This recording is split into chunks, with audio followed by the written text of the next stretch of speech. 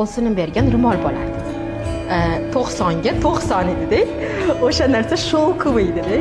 O'shaning kechqurun hamma uxlagan vaqtda, chunki ishim va'da berganda, ishim oilamga aralashmaydi dedi.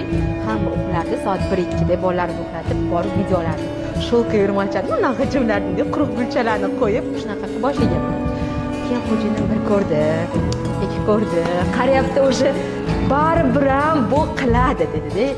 Bir paytlari shunaqa paytlar bo'lgan, shunaqa korobkani olib qo'shib aytgandek, "Все, bo'ldi, musorga tashlayman" dedi. Shunaqa korobkani olardi, shunaqa chiqib ketardi, shunaqa kosmetikalari bor, iltimos tashlab olmang derdi. Hech eslasam qoladi. Tashlab yuborgan paytlari ham o'sha narsani keyin Xudoga shukr qilaman, qaynonam yordam bergan. O'sha 90 ga 90 ro'molchida olganman. Bir urushda bo'lmadi, ikki urushda bo'lmadi, uch urushda. Oxiri qaradi, baribir qilaman. Qarayapti, qo'lda taqdiyman, qo'lda boraman, yuguraman.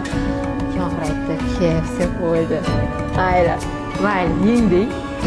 Mitingga birga ochiraman" deganim va birinchi investitsiya, katta investitsiyani turibman haqida. Birinchi katta investitsiyani, ya'ni magazin ochish uchun juda katta pul kerak bo'lganda, baribir ham bir 2-3 million bilan magazin ochilmaydi hech qachon. Katta bir где-то $10,000. Menimcha shkaflarimiz kattaroq partiyada tovar zakaz qilganman. Ochirganmiz.